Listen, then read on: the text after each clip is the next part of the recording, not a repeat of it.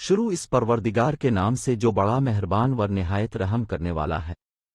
السلام علیکم دوستوں، ہمارے چینل پر واپس آنے کے لیے خوش آمدید۔ آج ہم اب سب کو سنائیں گے ایک بہت ہی دلچسپ کہانی جس کا نام ہے ہوس پرست۔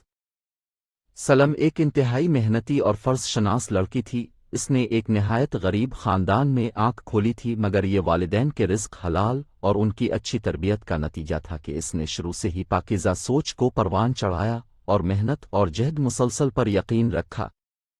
سلم کے والد ایک مقامی فرم میں معمولی ملازم تھے اور والدہ مکمل طور پر ایک گھریلو خاتون جن کی سوچ اپنے گھر سے شروع ہوتی تھی اور وہیں پر ختم۔ باہر کی دنیا کے بارے میں وہ مکمل طور پر نا آشنا تھیں۔ مسز جبار ایک سیدھی سادھی خاتون تھیں جنہیں اپنے 3 بچوں کو تعلیم دلوانے کا شوق جنون کی حد تک تھا۔ یہی وجہ تھی کہ نامساعد حالات کے باوجود بھی جبار صاحب نے اپنے بچوں کو حسب توفیق سکولوں اور کالجوں میں پڑھایا۔ سلم ان کی سب سے بڑی بیٹی تھی۔ اس کے بعد عامر اور شاہد، تینوں بہن بھائیوں میں 2 سال کا فرق تھا۔ سلم نے میٹرک کے بعد FA اور BA بھی امتیازی نمبروں سے پاس کیا۔ آگے وہ MA ایجوکیشن کی تیاری کر رہی تھی کہ شاہد سے شادی ہو گئی۔ شاہد بنیادی طور پر ایک شریف اور مہذب انسان تھا۔ اس نے سلم کے ساتھ بہت اچھا سلوک کیا اور وقتی طور پر اسے بھی یہی محسوس ہوا کہ اس کی تکلیفوں کے دن کٹ گئے ہیں، مگر جلد ہی اسے اپنی خوش فہمی کا احساس ہو گیا جب اس کے سسرال والوں نے اپنے رنگ دکھانے شروع کر دیے۔ اس کی ساس اور ایک نند نے صحیح معنوں میں اس کا ناطقہ بند کر دیا۔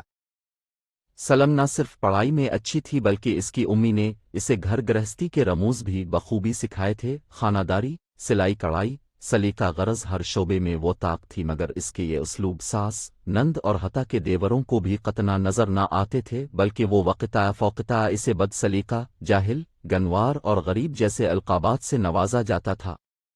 اسے اس بات پر حیرت ہوتی کہ اس نے اپنے والدین اور اساتذہ کو یہی کہتے ہوئے سنا تھا کہ تعلیم ہی اصل دولت ہے، روپیہ پیسہ تو آنی جانی چیز ہے، تو پھر اسے غربت کا طعنہ کیوں دیا جاتا ہے؟ آہستہ آہستہ اسے اس بات کا احساس ہونا شروع ہوا کہ اس معاشرے میں زندہ رہنے کے لیے دولت کی اہمیت بھی اپنی جگہ مسلم ہے، لیکن یہ اس کے والدین کی پاکیزہ تربیت اور رزق حلال کا نتیجہ تھا کہ دولت کے حصول کے لیے اس نے کبھی بھی غلط راستے کے بارے میں نہیں سوچا تھا۔ قدرت نے بھی اسے اپنی حالت کو بہتر بنانے میں مدد دی۔ سچ کہتے ہیں کہ نیت نیک ہو اور انسان کا عزم سچا ہو تو اللہ تعالیٰ غیب سے ایسی امداد مہیا کرتے ہیں جہاں سے اسے گمان بھی نہیں ہوتا۔ ایک دن سلم کی ایک پرانی سہیلی اسے ملنے آئی۔ اس کی حالت دیکھ کر اور خاص طور پر اس کے سسرال والوں کا رویہ دیکھ کر اسے بہت افسوس ہوا۔ سلم بھی اس سے سچ کو چھپا نہ پائی اور اس نے روتے ہوئے اپنی تمام داستان غم اسے سنا ڈالی۔ رضیہ اس کی ہمدرد سہیلی تھی۔ اس نے مشورہ دیا کہ وہ علامہ اقبال اوپن یونیورسٹی کی فاصلاتی تعلیم کی سہولت سے فائدہ اٹھائے اور اپنا MA مکمل کرے، اس طرح وہ گھریلو کام بھی کر سکے گی اور اپنی تعلیم بھی بڑھا لے گی۔